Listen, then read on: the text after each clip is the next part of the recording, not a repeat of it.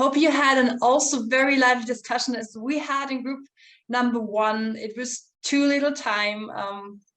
Maybe we guessed it beforehand, but yeah, it was really lively and quite heated, but in a positive way, not to make the impression that it was not positive or anything. It was really from different perspectives, and I hope the other groups had the same experience with all the experts in here, and I hope all voices were heard, and we had the discussion going on by voices and by faces, but also in the chat. So please be reminded also what you wrote in the chat will be put into the paper handed to the UN. And so I think no input will be wasted here. Also now what we're talking in the plenary session. The rapporteur from each group will now present the results from the groups, and we will do that in the order that the groups were named as well. So the first group, Elisabeth, will tell us about what we discussed in the first group. It was about the key principles and how to define regenerative agriculture. Elisabeth, were you already able to set the screen from our discussion so far that you could speak up now to the whole group? If I can have 2 more minutes. Okay, that's fine. Okay, thank you. Maybe, no worries. Maybe from the second group, where is my list? The rapporteur from the second group, who is that? And maybe, yeah. It's Romano. Yes, Romano. Are you already, did you finish your notes, and could you speak up from your... Sure, I will make an attempt. I mean, we had a vibrant and dynamic conversation, so it's not easy to report it, but I mean, I will make an attempt. First of all, the second panel focused on farmers, and specifically on what can inspire them and turn the interest into an active participation, overcoming also the barriers in the transition. And in terms of inspiring and motivating the farmers to embrace regenerative agriculture, the team believes that the transition from conventional to regenerative may require a shift in behavior, in strategy. First and foremost, this includes the adoption of a long-term vision, and as well of more awareness of what is this transformation about. Because clearly this implies more resilience, soil health and fertility, different pests, different diseases, different weeds that are affecting farmers because of a changing climate. But also there are the market opportunities that perhaps are not very well understood. And clearly, there is probably a lack of understanding of how the infrastructure can support these farmers in their transition, and also can support them in shifting the public perception. Today, they are polluters. Perhaps tomorrow they will be carbon sequestration champions and rewarded for the activity of custodians of the land. And clearly, what can also inspire them are other farmers that can also reassure them about the adoption and the results of this activity, but very much also the support of the rest of the value chain, contributing not just from a supply perspective, but also from a demand perspective. And we also see as a team that regulation and definitions and expectation and measurements of results, we are talking about something that is based on the final results, not just on the activity that the farmer is implementing. So all this is not probably clear today. And therefore, when we move towards the barriers, we see that financial barriers, lack of attractive markets for regenerative products, struggles in accessing finance or in reducing the cost of finance can be very important. And also the fact that regenerative is because of the results. So this distance measurement is also not very clarified how it will happen. And what we can do, what we can imagine can help remove some of these barriers. Definitely the shift of subsidies from action-based to result-based decision can help optimize the practices in the direction of regenerative agriculture. But also we need very much still to rely on a very big flexibility of farmers, whatever definition, whatever measurements we can imagine, and more science, more incentive to access, again, finance can definitely help enormously. And but there is still also the concept of trade-offs. So nothing can be perfect. So we need, again, flexibility in the system. I hope I captured everything, but really was a fantastic discussion and was not easy to capture all the elements. Thank you very much, Romano, for giving us these excellent notes on what you discussed in your discussion. And I would like to give Mark, the facilitator of your session, maybe also the word. Maybe he would like to add something, or somebody else from the group.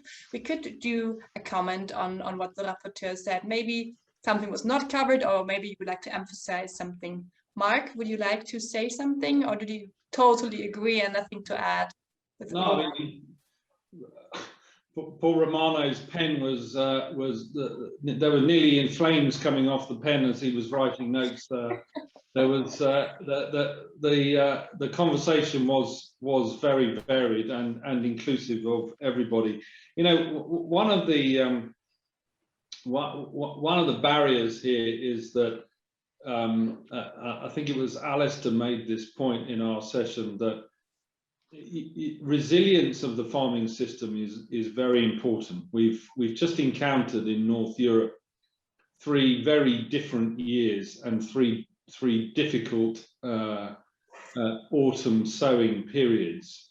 When you're trying to adopt a farming system that is less familiar or is actually somewhat restrictive in how you can approach soil management, we need to make sure that we understand how we can adapt that process and how we can correct any ills that we see within the system that are developing.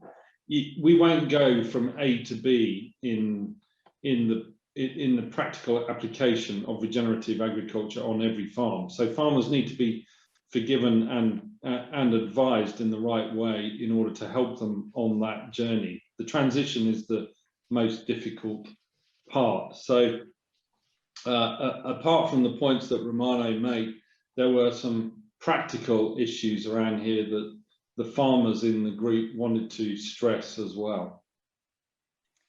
Thank you very much, Mark. And I also saw in the chat that Ivo mentioned an applause to Romano, that it was a great summary of the discussion. Yeah, so great. As well, now you can add your comments and applause in the chat. Thank you for that. So I got the hint from Elisabeth, the rapporteur from my group, that she's ready now. So we would like to tell you about the results in our group now, which was group number 1 on defining and aligning key principles and practices. And I think some things are familiar to what just Romano said, right? Thank you. I hope I will not repeat a lot, but thank you, Heike. We had a very inspiring and fruitful discussion, as Heike was mentioning, in breakout group 1. And we actually discussed a bit on these key principles of regenerative agriculture. We mentioned that while a certain degree of confusion can actually be useful on what principles it should have, this would avoid also exclusion and going into dogmatisms. We really do need a common language when we talk about regenerative agriculture, and this is needed to engage the whole food chain, but also to set targets. Without these targets, it's also difficult to decide where the public money spending goes. So this was, we dwelled on this, and it was also emphasized that rather than focusing on a definition, we should focus on defining the goals. And these goals should ensure that there's a continuous improvement. So it was stressed that improving soil health is not something static, and sometimes we forget this dynamism. And we also should take into account not only soils, but also water, air, and biodiversity in these goals. Finally, well, also on the how to build consensus and getting there, the key points mentioned were alignment around all the different actors. We should not forget to deliver also operational benefits to the farmers. The social dimension is important when discussing regenerative agriculture. And we should take into account always the context in which the farm operates. It was mentioned that sometimes we may be too narrowly focusing on the EU, and around the world, the situations are very different. So again, having a very narrow definition of regenerative agriculture can be counterproductive. And we also need to take into account the starting soil conditions of each farm. So there's actually a focus on the complexity. That's mostly what we were discussing. And finally, I would just stress that it's what I took from most of the discussions is that we do need to focus on what and how we measure, rather than just defining, as I mentioned, with finding this approach with a fixed set of practices, which may not be as useful. And I think that was mostly it, what I took from the session. If Heike maybe has something to add. It's great work that has been done, I think, not only by you, Elisabeth. For you, I can tell for sure. I think also the others have to really say a big thank you to the rapporteur, to, as I heard, that vibrant discussions everywhere. So thank you on that. And yeah, I think it was quite obvious in our group that we have, on the one hand, we need to establish, or we need to think about defining and having principles. On the other hand side, it's really hard to put them up, to define it, because other than it's maybe Eurocentristic or something like that, or we have also different kinds of agriculture and landscapes inside of Europe already as well. And so Daniele, for example, he was talking from Brazil to us, and he mentioned really the point, we should not make the same mistake again to put the European perspective to other parts of the world. And we also had Sarah from the US with us, who said, yeah, they had these kinds of discussions as well with them, and how they managed to do that. So it was really interesting as well. Maybe we have a little bit of time for our group left. Maybe somebody would add something from our group, not only me talking. In that case, maybe somebody would like to add something. I can't see everybody in here. So if anybody would like to speak up here, just unmute your phone and talk. If that's not the case, then there will be again some time after all the groups have presented. So let's move on to the third group. Thank you, Sarah. I just saw your chat message. We go on to the third group, adoption and scaling with the food value chain. And it was the facilitator, Michaela Ram-Schmidt, but the rapporteur was Ulla Lutasela. Ulla, would you like to tell us your points from group number 3, please? Yeah, absolutely. And thank you. It was very, very interesting discussions, and also echoing what we already heard from group 1 and 2. And I thank the group because it was very active. Everybody participated, and I think we got very good comments. And we had very diverse backgrounds. That was also interesting because that was reflected in our ways of looking at things. But first we had a question, how can the food value chain support the adaptation and scaling up regenerative agriculture? And there we were looking at different aspects, like harmonizing the approach with the labels, so with the communication, with the certification, are they needed, and how could that support the scaling up and the transition. We also discussed how and who should provide the support to farmers by in educating them, but also financially. And we discussed how consumers can increase the demand by making choices We also say that maybe some new marketing channels are needed, completely new ways to sell this kind of products and get the visibility to sustainability produced products, and shortening the route from farm to consumer by new methods and new channels would probably increase the demand of this type of products.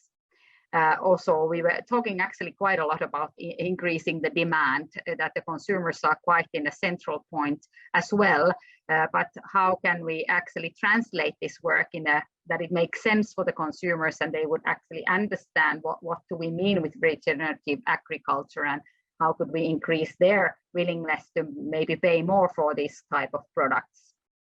And then we also say that all stakeholders should create consistency in measures and how we communicate and how we talk about the regenerative agriculture. We also discussed the complexity in the food system and supply chains, and then it's not easy to see who should finance different stages and how to address the full supply chain. And we also say that investments are needed, and also that interesting aspect was that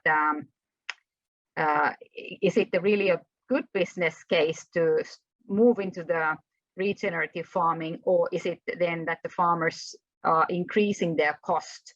And that is also really important when we do the transition. It's one of the key questions actually. Is it a good business case when you look at the long-term solutions?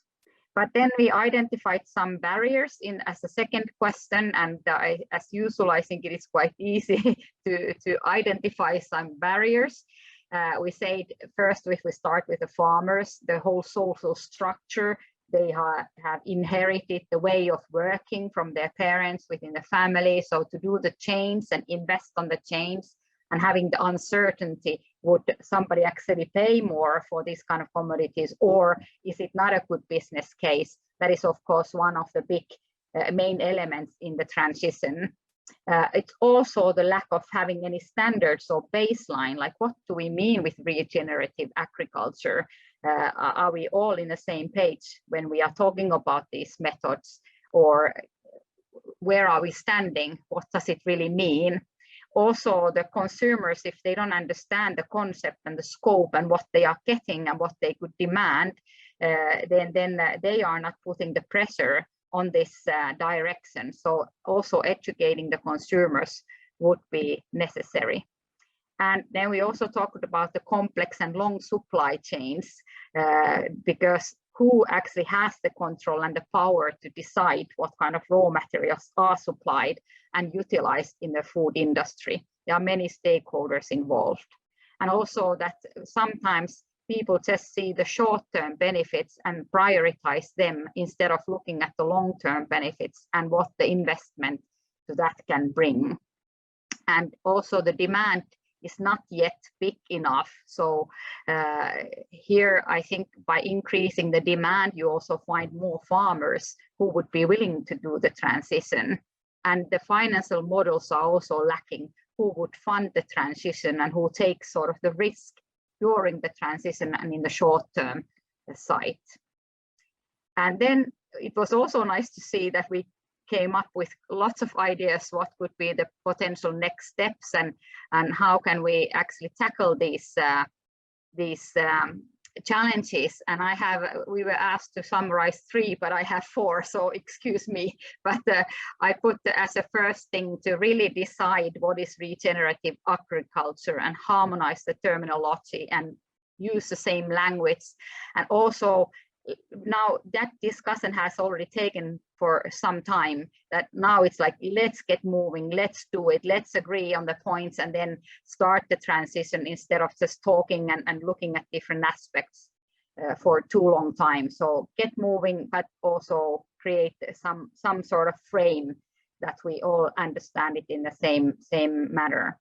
And secondly, we put it that actually we need to showcase that it makes an impact, so that the farmers, the supply chain, all the stakeholders, the consumers, they understand that it makes a good impact, that where it's a win-win for all stakeholders.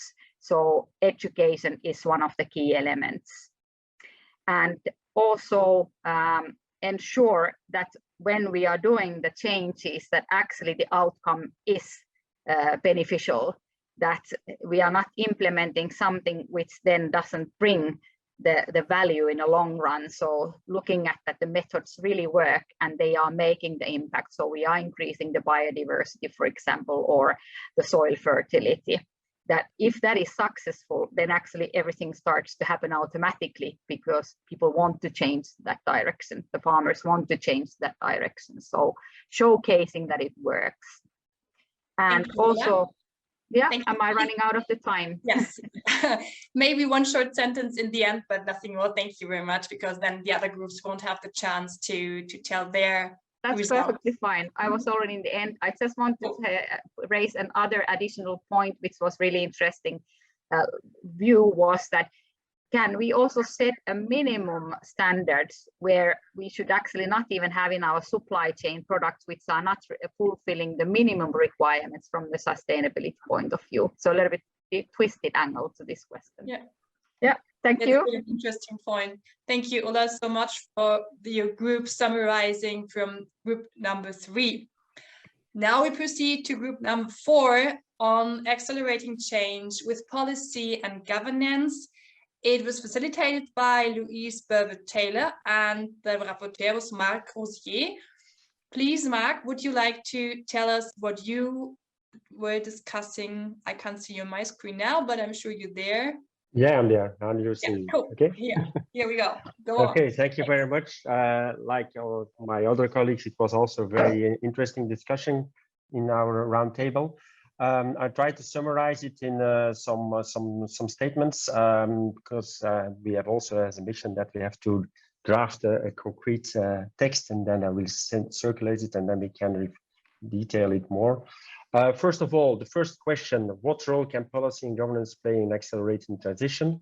The first element, and it was already said, I think, in the other groups too, there is a lot of things that have already been done. And now we are really, as the question was on, in an acceleration phase. We have to accelerate everything that has been done and try to upscale it as fast as possible. A second element I noted is that to get this adopted by farmers, we need to reward the farmers. And the first element of reward is recognition of what they're already doing. The second element I noted is, okay, we need to find some incentives. And perhaps we need also to define some or to disincentive some to prohibit some practices. Third element I noted is that we desperately need independent advice to accompany farmers. It exists already, but should probably be more organized, so in a way that it is available for the farmers so that they can use it. A fourth element is involving consumers, and I come back later on when we talk about actions. We need to involve consumers more. Fifth element is that we have to rethink policy in a broader sense towards an integrated food policy. It came back at several occasions. That not only focuses on targets, but also provides methods and incentives. So it's more the integrated food policy that incorporates the ambitions of agriculture, environment, climate, health in one integrated policy. And finally, also an aspect from outside of Europe, we need to address the funding gaps in the less and developed countries, focusing on smallholder farmers and especially focus on female smallholder farmers. Second question then, is there anything currently getting in the way? There are several lacks that are were identified. First, the lack of incentives. That's the logic when we discussed in the first questions. And also the existence of perverse incentives. Sometimes some incentives are in fact just prohibiting the putting in place of regenerative agricultural practices. There is a big lack of communication. The 3 words were said: education, action, and change. Everything change starts with education, and then action, and then we come to do change. So lack of communication, we need to invest in communication. Lack of integration of knowledge in policies. There was an issue of a point made on data collection and the lack of governance policy on data collection, and that should be tackled in order to get more knowledge-based policies. Lack of consumer education. So I will come back later on when we come to the actions. And a very big need of alignment of policy, but this is the same thinking of this integrated policy. So the first step to come to an integrated policy is perhaps to try to harmonize objectives and actions of different policy fields, so that a same message of a common message can come across. And then finally, what are the key next steps? I noted some points. Empower farmers to be co-innovators. I noted a point, like also the point that we should foster private-public partnership to develop financial incentives outside of the public, of the common agricultural policy subsidies. We have to try to develop also additional complementary finance through the markets. We should also recognize and scale up dozens of local initiatives. They exist. Why do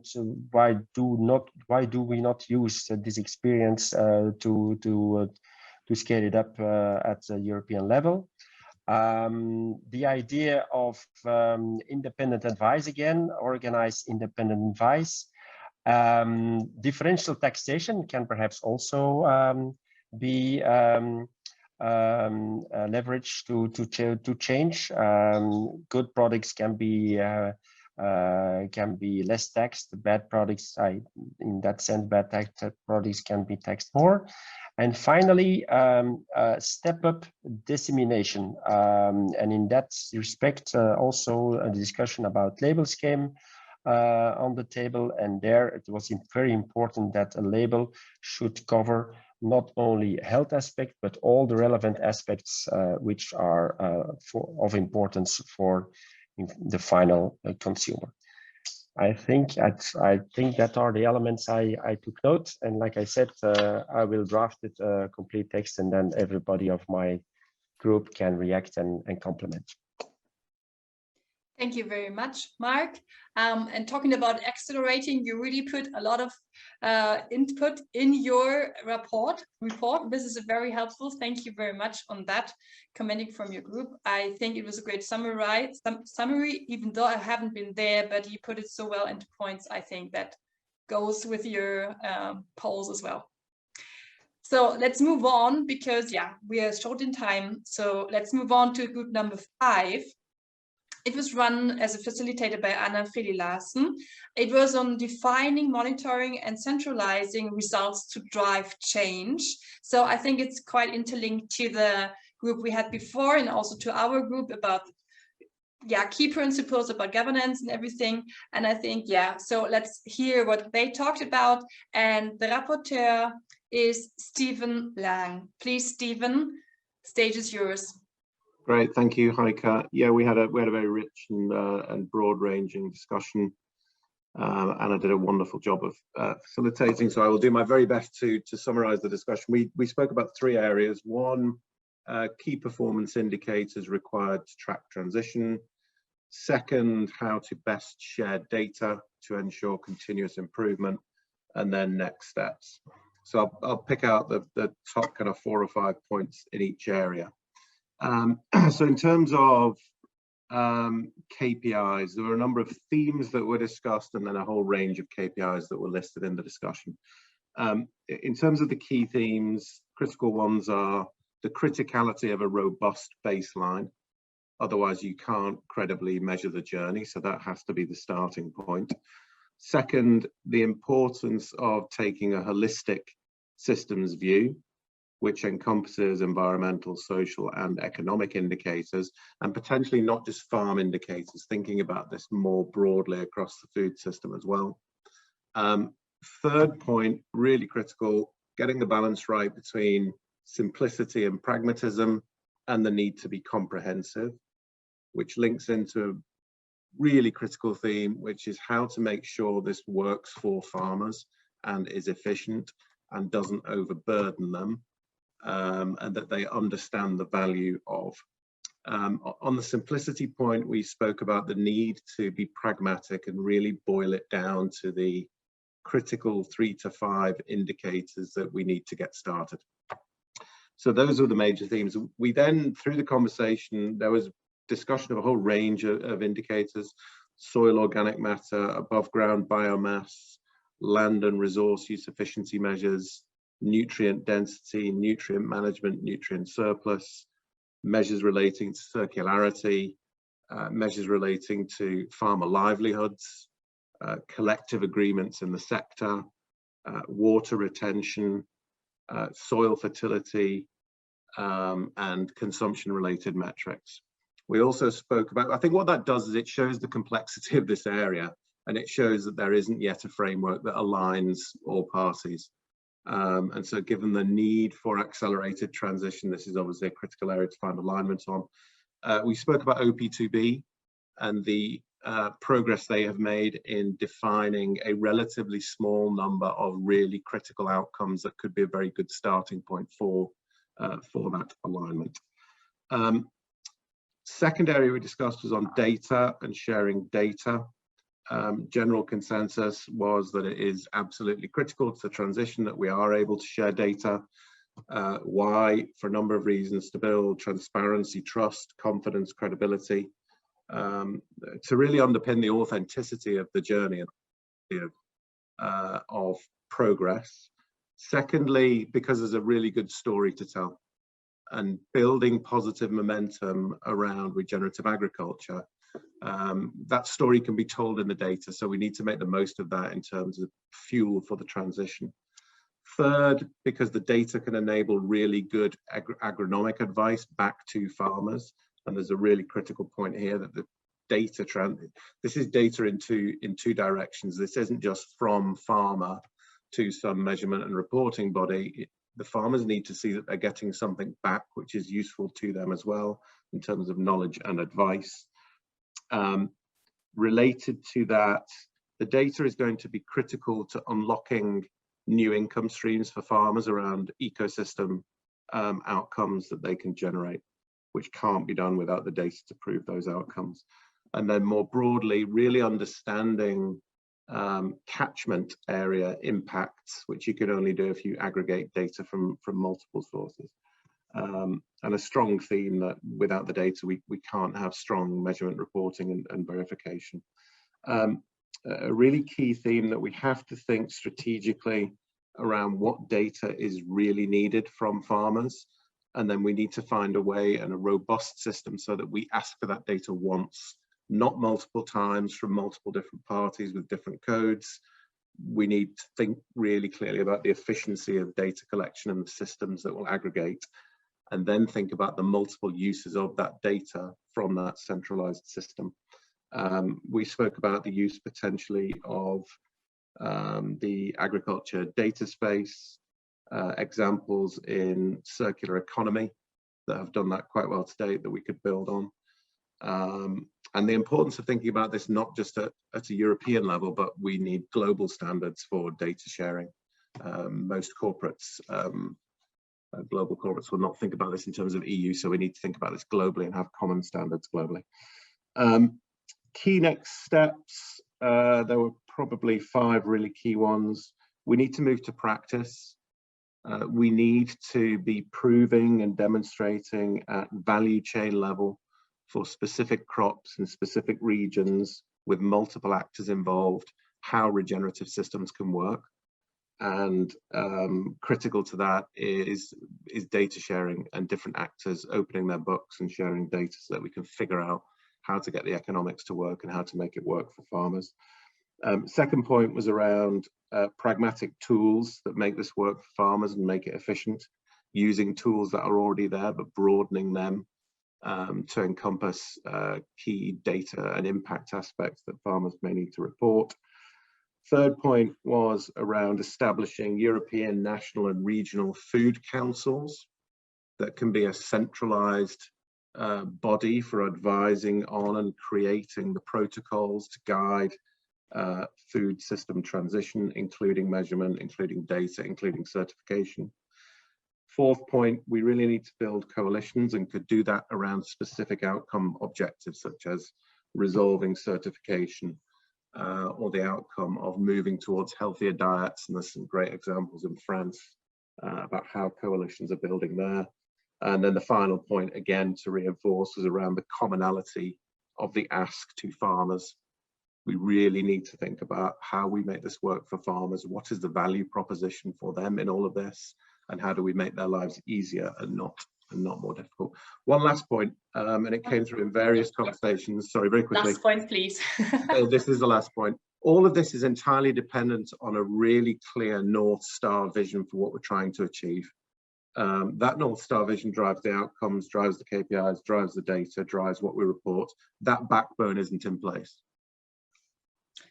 Thank you, Stephen, on that. And as Caroline mentioned already in the chat, if you have any comments to your specific group or to the other groups as well, of course, you can also put your opinion in the chat or your question or whatever you would like to add.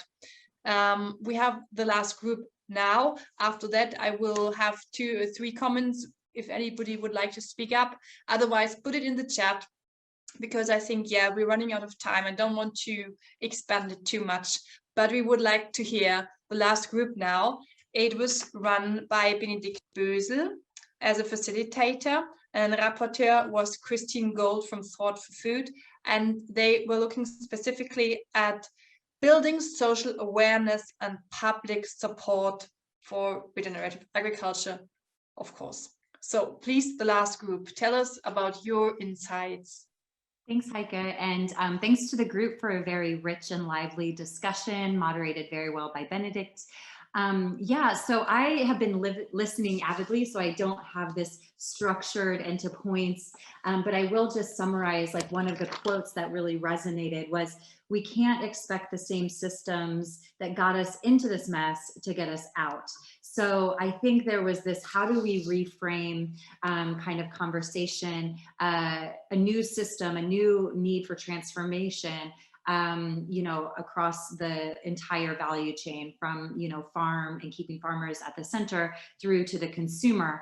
Another like key aspect that we talked about that really resonated in everyone's comments was around complexity and local relevance, and how there isn't a simple definition for regenerative because it is so specific to locations, to crops, and, you know, to situations. How do you communicate that complexity to the consumer who doesn't understand complexity, the average consumer? Of course, you know, those of us in this group think about regenerative agriculture all day, every day, but the average person on the street is not doing that. And so how can you take something that's very complex and make it understandable to them? So we talked about the importance of like experiential understanding, and how if we can bring regenerative closer to localities, and this is something that corporates can really take some action around.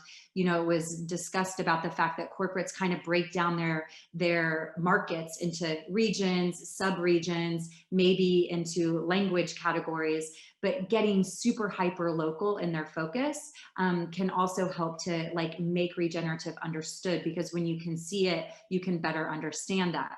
But then, of course, there's another layer to that discussion, which is what about crops like coffee, where it's not grown next to you in the UK? Well, here's where we can start to bring local communities together through global systems of communication and knowledge sharing.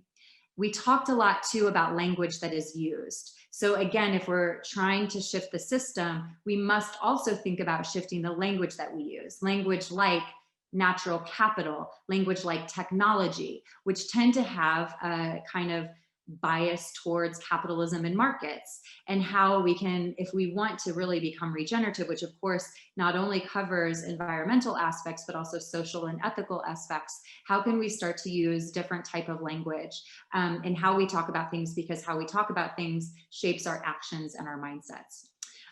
So yeah, we talked a lot too about bringing autonomy back to the farmer, and the fact that the independence of farmers needs to be key in this. And very much like nature innovates in a very kind of complex system with lots of experimentation and iteration, so too should that be how we approach regenerative ag.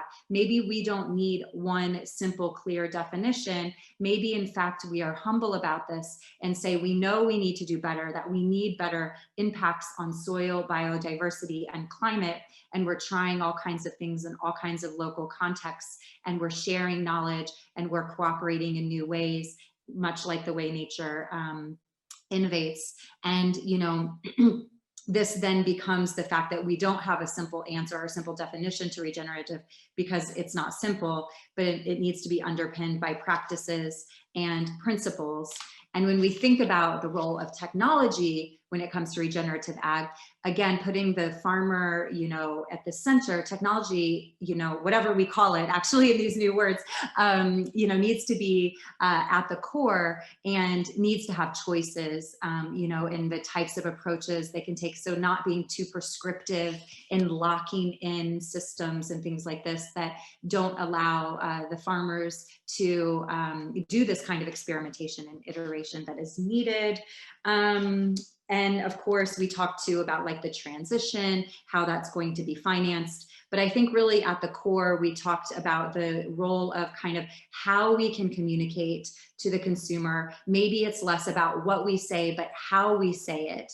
And then there was also this perspective of like the next generation who is naturally thinking and operating in systems, and with regeneration, kind of, they might not be using the taxonomy, but they're actually like thinking and acting in this way. So what role can the next generations of consumers play in helping to foster and accelerate the shift that we would like to see? Thank you very much, Christine, for the insights from group number 6. And as Benjamin mentioned in the chat, he thinks it's interesting that the different results of the group doesn't differ too much, but they are quite consistent. That's a very interesting outcome already we have so far. But as we said, we will put everything in together. If there are any more comments in general, on all the stuff we're talking right now, please feel free to talk now or put it in the chat. Then we are looking forward to Emil Frieson from UNFSS itself. But if anybody would like to add something at this point, please speak up. If somebody would like to really have a really passionate mentioning on something. There's a long thing by Helene. Okay, cool. Okay, feel free. Okay. Yeah, let's move on. Okay, so let's move on to Emil Frieson. And Emil Frieson, he's representative of the United Nations Food System Summit. He's there, the panel member, International Panel of Experts of Sustainable Food Systems. So, Emil, would you like to give us your kind of closing address after you? Janet will talk to us again, but now it's your turn, and we're interested in what you will add to the discussion. Thank you very much. First of all, I would like to appreciate the introductory remarks that were made by Mr. Potasnik, which I didn't find provocative at all. I found them very realistic because that's really what is needed now. And we acknowledge that a lot of the problems that brought us where we are the sectoral silos and the lack of a systemic approach. Still today, the dominant agricultural model is aiming at maximizing productivity with little attention to externalities of agriculture. And the environmental agenda is focusing still very much on protected areas, and the health sector is focusing on fixing the problems once they are there, curing disease rather than preventing illness. And there's a greater social inequity that is actually deteriorating. And we are seeing that with the COVID-19 crisis, that inequalities are actually increasing rapidly. So we really need a paradigm shift away from these competing silos to a paradigm that addresses simultaneously economic, environmental, climate, health, social objectives in an integrated way. And we must be moving from contradictory policies towards an integrated food policy, as was already mentioned by several groups. I think in Europe, the farm to fork is certainly a step in that direction, but there's still a long way to go. Now, I think this new paradigm really needs to include a shift towards true cost accounting. We can no longer ignore the impact of our food systems on all the other externalities. Just one example, the impact of our current food systems on health and the cost to society that is linked to that is mind-boggling. We are talking about trillions of euros per year for the European Union alone, or for the US with similar figures. If just a fraction of that was injected into preventive measures in changing our food systems, we would make a lot of changes. So we need a fundamental redesign also of our taxation and subsidy systems, as we've heard from several of the groups as well. Now, regarding more specifically regenerative agriculture, I was also very pleased to hear from Mr. Potasnik that he doesn't see it just as a set of farming practices, but that it involves the entire food system. And I will therefore not be talking about any particular practices because, again, as was already mentioned, most of these are location specific anyway, except maybe about diversification, which is a tremendously important component of the kind of transformation that we need. Diversification is really key. But I think I want to focus more on the other aspects, the social dimension. Mr. Potasnik mentioned that there are two major crises, the climate and the biodiversity crisis. I would think there are three crises. The third one is really a social crisis. In the food systems, farmers are not remunerated the way that is commensurate with their contribution. Most of the profits in the value chain are going to a small number of intermediaries and farmers. I gave the example in our group about the income in France, where more than half of the farmers are getting less than a third of the minimum wage, despite 7 days a week work of more than 10 hours a day often. So we really need to pay more attention to these social dimensions, to rewarding farmers better for their contribution, but also to be more inclusive in the governance and be more participatory, also involving farmers in co-innovation. It's not just about bringing technologies to farmers and tell them what to do, but rather to involve them as co-innovators. Now, about what is regenerative agriculture, there's been many points raised in the different groups about that. Indeed, I don't think it makes much sense to try to give a verbose definition of it, but we had a whole process over the last year that involved the organic sector, the agroecology sector, and regenerative agriculture, in reflecting on what could bring us together for the right kind of food system transformation. And that was about identifying a suitable set of principles. And this was mentioned also by several of the groups, this idea of principles. And we had a whole process that involved several hundreds of people in agreeing on what would be a good set of principles to identify the kind of guidance that we need for food system transformation. And actually, we do have such a set of principles already.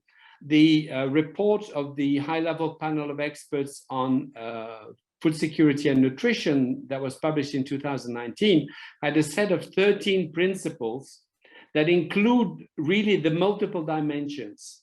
And I think that set was adopted by the group as being something that the organic sector, the regenerative agriculture community, and the agroecology community can have in common as shared values.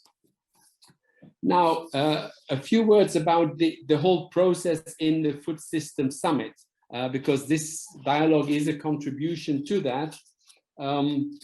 As you know, there were 5 different tracks, and that was maybe an unfortunate thing, because if we try to address issues of the food system, to me, it would be important to take a systemic approach and not start by cutting the pie into 5 pieces that don't talk to each other.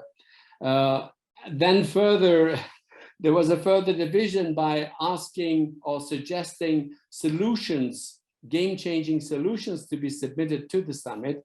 And there were 2,200 that came in, which will make it very difficult to really abstract key messages out of that. But anyway, these were grouped into 54 clusters. And one of those is about agroecology and regenerative agriculture. And I'm co-leading that solution cluster. It is anchored in Action Track 3, but actually it is a cross track, because regenerative agriculture and agroecology came up in each of the 5 tracks. There were solutions proposed relative to nutrition, relative to the environment, etc., all focusing on that. And therefore, this was also the cluster with the largest number of solutions being proposed. There were more than 80 just for that cluster. And in the working group that we formed to move us ahead in this cluster, we agreed that the 13 principles that I just referred to of the HLPE report were the useful or should be adopted by the Food System Summit to provide guidance for food system transformation. And I think this raised a lot of interest. And these 13 principles actually are the best way to describe what should be happening. The transformation will not only involve these more practical issues, but I think will probably also involve challenging some more profound and basic principles and guidance, such as the idea of growth as an objective per se, economic growth as being an objective per se. And I think we must be moving from the idea of quantitative growth towards qualitative growth. If we want to really stay within planetary boundaries, we can't have an expanding quantitative growth all the time. So in conclusion, I think there is a need for really a profound transformation that is being very widely recognized by the climate community, by the biodiversity community, by the food security community. And that means that we have to be bold in what we want to achieve. And again, these 13 principles provide the kind of guidance for the bold transformation. And I want to make one point that was also made by Mr. Potasnik about the danger of greenwashing. We have to be candid and honest about this. There are terminologies such as regenerative agriculture, or even sometimes agroecology, that is being misused by just saying, well, we are doing no-till agriculture and applying glyphosate for weed control, and that's what we call regenerative agriculture. If we want to be serious about transformation, it's about implementing these 13 principles as a coherent set. And it's not a list for cherry picking and saying, yes, I'm contributing to this particular one aspect. We must have this idea of a paradigm change that guides food system transformation based on these principles. So that's what I would like to leave with you as a reflection at the end of this. And I thank you very much for giving me the opportunity to participate. Thank you for coming, Emil, and giving us your talk. And I think it's very interesting also in times of the European Championships in male football that you put the ball back and forth to Janec, back and forth. And so it's up to me to say a thank you before Janec will close this session with his words. But I really would like to express what Caroline already mentioned in the chat. A big thank you to all of you, and especially the facilitators and the rapporteurs who really made a great job. I think everybody saw that in the groups. Maybe a virtual applause to them for those who have still the camera on. And thank you so much for this voluntary work. That was really great job. We had dry runs beforehand. And so also from my side, a big thank you for making my job as a lion tamer as it is today. And I love that about my job when it's like that vibrant and lively discussions. Thank you for that. And now my word goes to Janec. Thank you from my side. Janec, stage is yours. Please speak to us in the end of this great event. Thank you. I hope you have enjoyed the debate as I did. And Heike, the first thing I must mention, excellent job. Thank you. Dear Mr. Frisson, dear Emile, thank you also to you for so much for taking the time to explain to us how the event we put together is integrating in the UN Food System Summit work. Even if it is a complicated process to gather inputs from all the sides, it is necessary exercise to progress with the sustainability agenda. Many things have been said, and I have no intention being neither long nor repeat any of the important messages and conclusions we have heard from rapporteurs. It will not be easy to summarize them, but I'm sure the work will be done highly professionally by my colleagues. They are also recorded and should be considered by the forum. This time, I think about the bigger forum, UNFSS, not the FFA. It is obvious that we cannot solve everything in one debate, and we will need more debate and collaboration in the future. The food system transformation is an urgent and serious challenge. It is possible that if the food system does not get its act together, it will likely constitute a critical part of global emissions by 2050, not to mention the other planetary boundaries that is driving transgression of. That is why one of the conclusions which came for me with no real surprise is that regenerative agriculture is an important and necessary concept. But there are also some conditions to be met that it could and would become a critical factor of the change needed. There is currently no set of agreed outcomes that constitute regenerative food production farming and that can underpin policy and finance scale, and it is critical. There are different schools of thought on what the right outcomes would be, and corporates are creating their own codes. It would be essential to at least align the principles, pathways, and expectations. And Emil has already given us an insight of some of the existing activities and efforts. That is needed for ourselves, it's needed for farmers, it is needed for society, and it's needed for the change we talk about. The agriculture community itself, it's also divided, which to some extent it's understandable, being driven by the fact of existing diversity of farming systems and practices. A regional adaptation based on as much as possible unifying set of outcomes that embraces multiple forms of more sustainable regenerative agriculture and drives towards convergence around outcomes would be an important breakthrough. General goals, locally tailored solutions, something I have also learned how important it is during my work in the European Commission. The primary agents of change are and will remain farmers and consumers. There is currently insufficient engagement and empowerment of both to drive the transition.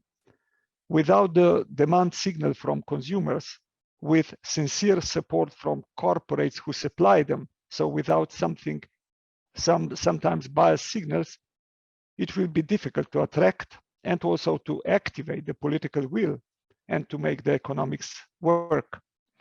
Despite an overload of coalitions and alliances, some present and doing great work, I still believe that there is a critical lack of action to scale, particularly proving regenerative systems at value chain level, involving all actors in that value chain to prove that value of regenerative mindset in different contexts. It would be thus worth considering engaging and supporting with the kind of developments leading to the critical scale of action. Global focus, building an ownership on the global scale, it's essential. Not imposing it from Europe or US, as we have heard in our group, it's critical. As mentioning in my opening, ultimately it will be about speed and scale. The shift to a more sustainable agriculture, to many practices we have discussed today under the regenerative agriculture approach, it's urgent. There are just a few years left in which we must pivot to more climate and nature positive practices to have a change of remaining within, to have a chance of remaining within 1.5 degrees. If we do not, by 2030, we will be locked even more into the wrong trajectory. So the next 10 years will be decisive, and it's critical time for the change to happen.